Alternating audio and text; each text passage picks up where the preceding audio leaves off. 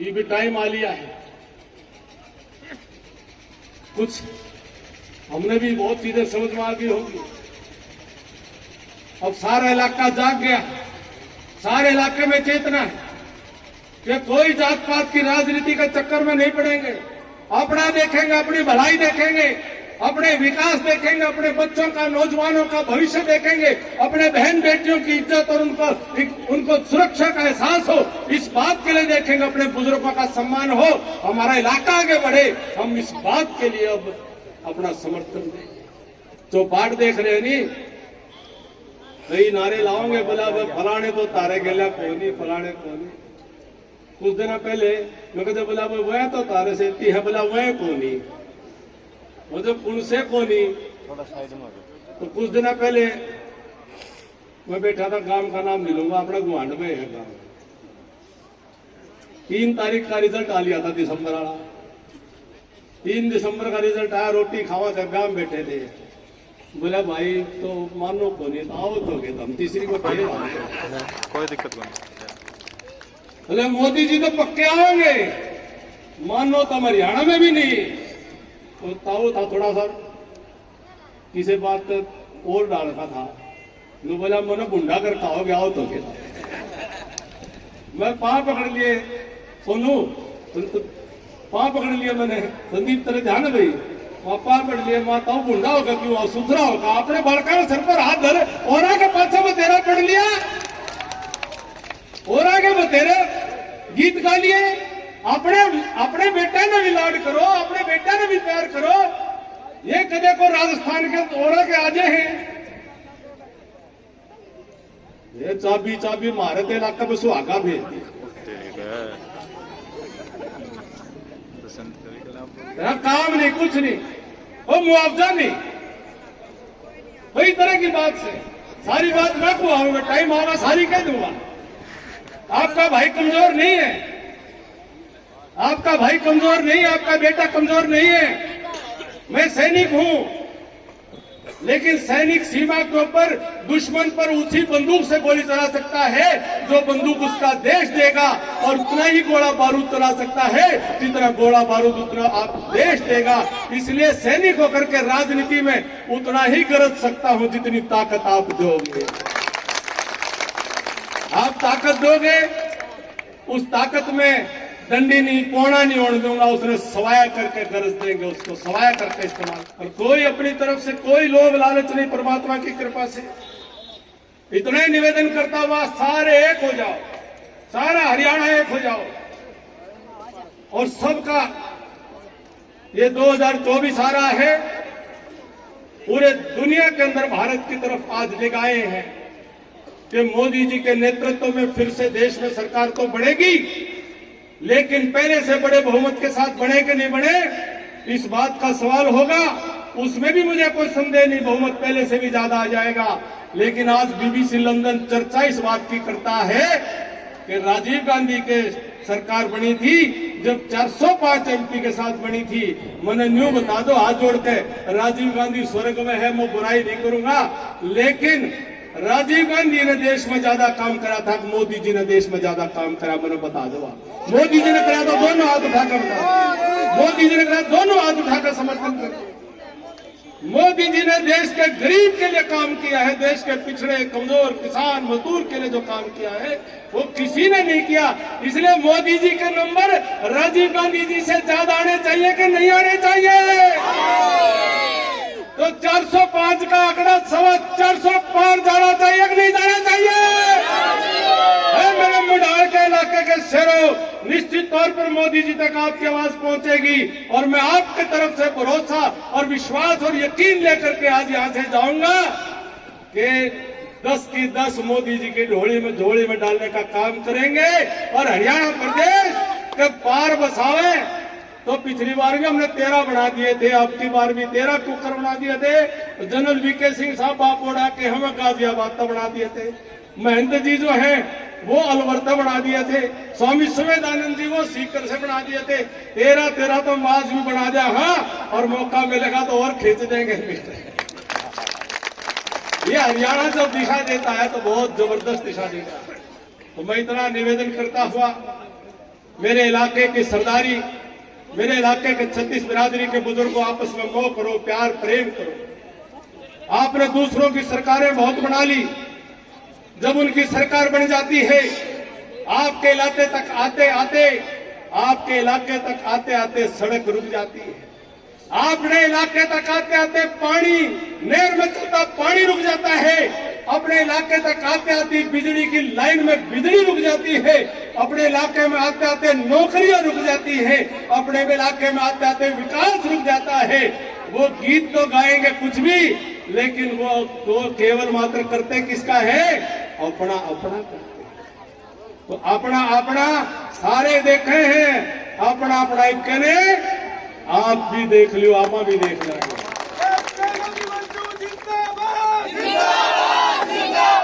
इतनी बात कह के प्रदेश जिंदगी में तोल लेना।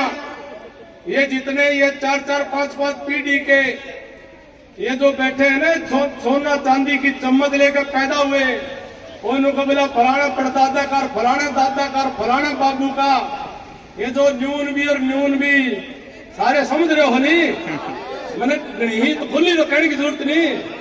ये जितने न्यून भी और न्यून भी जितने भी है 4-4, 5-5 पीढ़ी वाले हैं ना, तो ऐसी ताखड़ी में बिठा कर देख लियो, अगर आपका बेटा 19 पा जा, तारा बीच में मैं नहीं जाऊंगा, तुम्हारा वोट नहीं मांगूंगा। किसी भी गुण में, कर्म में, स्वभाव में कहीं भी कमजोर पा जाए तो इनसे आप बेशक आप मुझे छोड़ देना। लेकिन अगर आपने लगे आपका बेटा 21 है तो फिर इनका भी पांडा छोड़ दो और अपने बेटे ने छाती का ला लो।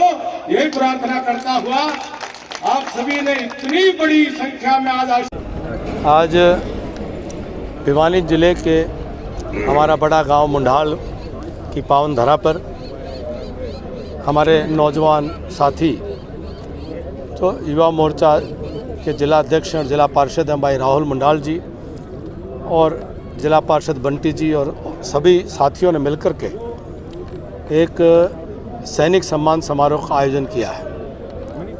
और मुझे बड़ी खुशी है कि 1971 की लड़ाई की कल तिथि भी थी, उसके विजय दिवस था और उसी उपलक्ष्य में ये सैनिक सम्मान समारोह का आयोजन किया गया। स्वयं एक पूर्व सैनिक होने के नाते मैं महसूस करता हूं कि जिस देश में सैनिकों का सम्मान होगा वह देश कभी भी कमज़ोर नहीं रहेगा। और उसी कड़ी में जो आज नौजवान साथियों ने, राहुल मुंडाल जी ने और इतनी बड़ी संख्या में समाज ने एकत्र होकर के, 36 बिरादरी ने इकट्ठा होकर के सैनिकों के सम्मान का जो कार्यक्रम किया है, मैं सबको साधुवाद देता हूं। और सभी सैनिकों को हम ये भरोसा दिलाते हैं कि आप देश की सीमाओं के ऊपर धूप, गर्मी, सर्दी, बरसात की परवाह न करते हुए, अपने परिवारों से दूर रहते हुए अपनी होली दिवाली भी सरहद पर मनाते हैं। आप अपना सर्वस्व न्यौछावर करने के लिए, देश के लिए तैयार और तत्पर रहते हैं। आप रात को जागते हैं तो ये देश रात को चैन की नींद सो पाता है। आप देश की सीमाओं पर रक्षा करते हैं तो ये देश आगे बढ़ पाता है। ये देश सदैव सदैव अपने सैनिकों का ऋणी रहेगा और ये समाज में भाव बना रहे, इसलिए आज का ये सुंदर कार्यक्रम आयोजित किया गया। सर, जो सैनिक सम्मान समारोह आज क्या माना जाए कि ये कैप्टन अभिमन्यु की संसद जाने की तैयारी आज यहाँ से? देखिए, ये समारोह के आयोजन की जो पवित्र पावन जो भावना है वो सैनिकों का सम्मान है। और राजनीतिक कार्य तो आदमी बहुत कर लेते हैं, राजनीति मंच पे बहुत अनेक प्रकार के कार्यक्रम हो जाते हैं, लेकिन सैनिकों के सम्मान के कार्यक्रम हों तो हम निश्चित तौर पर इसको राष्ट्रभक्ति का प्रकटीकरण और राष्ट्र प्रेम का अभिव्यक्ति का एक माध्यम मानते हैं। और समाज में भाव बने और बढ़े और नई पीढ़ी में भी ये संस्कार जागृत हो। और जहाँ भी हमें सैनिक मिलें, वो जिन्होंने देश की सेवा की है या देश की सेवा कर रहे हैं, या सैनिक परिवार जिनके योगदान से आज देश सुरक्षित है, उन परिवारों का हमें सदा सर्वदा सम्मान करना चाहिए। थोड़ा घुमा के कहें तो अगर पार्टी कहेगी तो क्या कैप्टन अभिमन्यु तैयार है इस आशय? देखिए, मैं तो पार्टी का एक सिपाही हूँ, पार्टी का एक कार्यकर्ता हूँ और पिछले 25 वर्षों से मैंने जो पार्टी का आदेश हुआ है मैंने उसकी हमेशा पालना की है। और उस कड़ी में कि चुनाव लड़ना नहीं लड़ना, कौन सा लड़ना, कहाँ से लड़ना, ये निर्णय मेरा नहीं है, ये पार्टी का निर्णय है। जब भी होगा पार्टी के कार्यकर्ता के नाते जो भी लड़ेगा, हम कमल के फूल के लिए काम करते हैं। मोदी जी के नेतृत्व में देश में फिर से भाजपा एनडीए की सरकार बने, पहले से बड़े बहुमत के साथ बने, जो आज अनुच्छेद 370 और 35A भारत के संविधान से समाप्त हुआ है। आज भव्य राम मंदिर का निर्माण जिस प्रकार से होने जा रहा है, तो देश के अंदर जिस प्रकार के बड़े बड़े काम आज हो रहे हैं वह मोदी जी के नेतृत्व के कारण संभव हो रहे हैं। तो पूरा देश चाहता है कि फिर से मोदी जी के नेतृत्व सरकार बने। हम भी अपना गिलहरी योगदान देने के लिए अपनी तैयारी कर रहे हैं। सर, इतने काम हो रहे हैं बावजूद इसके महंगाई को लेकर, तो बेरोजगारी को लेकर संसद में तक हंगामा किया गया, वहाँ तक घुसा गया। राहुल गांधी ने भी कहा कि सबसे बड़ी समस्या बेरोजगारी और इसके प्रति सरकार के लिए ठीक नहीं है। देखिए, जहाँ तक राहुल गांधी जी की बात है, उनके लिए सबसे बड़ी समस्या उनकी स्वयं की बेरोजगारी है। वो स्वयं को जो बेरोजगार महसूस कर रहे हैं लगातार, वो उनकी पीड़ा है। और जिस प्रकार से आप जिस विषय की बात कर रहे हो वो निश्चित तौर पर गलत है। और इस प्रकार से देश की संसद वह देश के 140 करोड़ लोगों के लोकतंत्र का मंदिर है। मंदिर को अपवित्र करने का कोई किसी के पास कारण नहीं हो सकता है। लोकतांत्रिक प्रणाली में बहुत सारे तरीके हैं, किसी को भी अपने बात को कहने के। निश्चित तौर पर इसका जो भी समर्थन करता है तो वो लोकतंत्र के मंदिर का अपमान करने का, अवमानना करने का काम करता है। सर, बात करें हरियाणा की जेजेपी जो आपकी सहयोगी पार्टी है, क्या इस बार जो वो सहयोगी के तौर पर काम करेगी या उससे पीछा छुड़वाएगी बीजेपी? सरकार में उनका सहयोग मिल रहा है, विधानसभा में उनका समर्थन के कारण सरकार का बहुमत है। 2019 में भाजपा को पूर्ण बहुमत नहीं मिला तो बैसाखियों की ज़रूरत पड़ी और उन्होंने वो सहयोग दिया। सरकार में साझेदार हुए, सरकार में काफ़ी बड़े महकमों में उनकी साझेदारी है, तो सरकार के वो साझेदार हैं। 2024 के अक्टूबर तक का कार्यकाल है और तब तक वो साझेदार हैं। सर, आज अपने इशारे में काफ़ी बातें कही, तो वो इशारे किस ओर थे? ईश्वर भी थे, तो पीछे भी हैं, वो आगे भी, तो क्या कहेंगे उनके इशारों में? क्या हिंदुस्तान और हरियाणा प्रदेश में जहाँ जहाँ परिवारवाद होगा, जहाँ जहाँ भाई भतीजावाद होगा, जहाँ जहाँ जातिवाद और क्षेत्रवाद होगा, जहाँ जहाँ परिवारों की गुंडागर्दी, भ्रष्टाचार और तानाशाही चलेगी, हम उनका विरोध करते रहेंगे। हम ता जिंदगी उसका विरोध करते रहेंगे।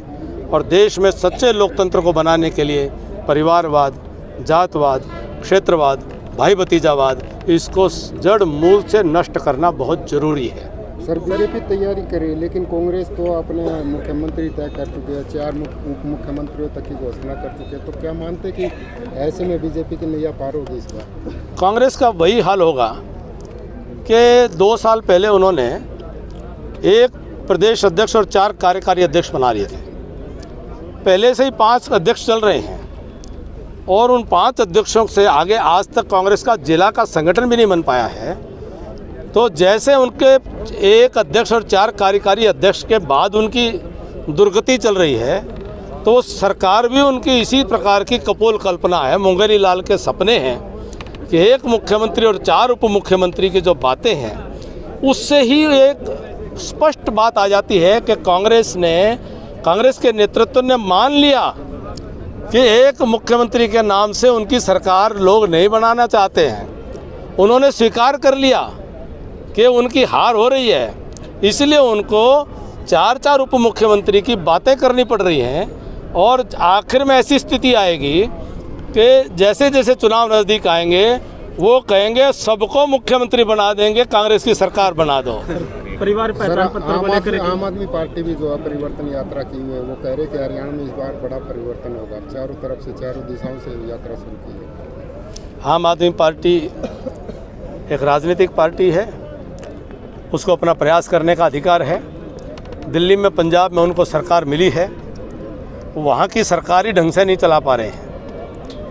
और जिस प्रकार से आज आम आदमी पार्टी के सारे नेता वह भ्रष्टाचार के कारण से वह कानून के शिकंजे में जेलों की हवा खा रहे हैं, वह आम आदमी के नाम पर बनी हुई पार्टी की सरकार में मुख्यमंत्री वह आलीशान महल बना रहे हैं दिल्ली के अंदर, तो आम आदमी पार्टी की सरकार पंजाब में भगवंत मान जी की मुख्यमंत्री का काफिला 100 गाड़ियों का जब चलता है तो जनता स्वयं को ठगा हुआ महसूस करती है कि ये कैसा आम आदमी है, ये कैसे आम आदमी पार्टी है, ये कैसे आम आदमी पार्टी के संस्कार। ऐसे देख करके तो उन्होंने, ऐसी सोच करके तो वोट नहीं दिए थे। तो वह आम आदमी पार्टी हरियाणा में यात्रा करने से पहले हमारा हाथ जोड़कर उनसे विनती और प्रार्थना है कि वो SYL का निर्माण करा करके रावी व्यास का हरियाणा के जो हक का पानी है वो कृपया करके हरियाणा की प्यासी माटी की प्यास को बुझाएं। हरियाणा के हर जन और पशु भी जिनको पानी की आवश्यकता है उनकी प्यास को बुझाने में हमारा सहयोग दें। स्थानीय विधायक दिखाई नहीं दिए, क्या कहेंगे आप? आज उनके कार्यक्रम में मेरी बात हुई थी। मेरे बहुत ही प्रिय साथी हैं, मेरे बहुत ही अजीज मित्र हैं और बहुत ही ऊर्जावान विधायक हैं, लोकप्रिय विधायक हैं। पलकें बिछाए बैठे हैं कप्तान साहब का स्वागत। भारत माता की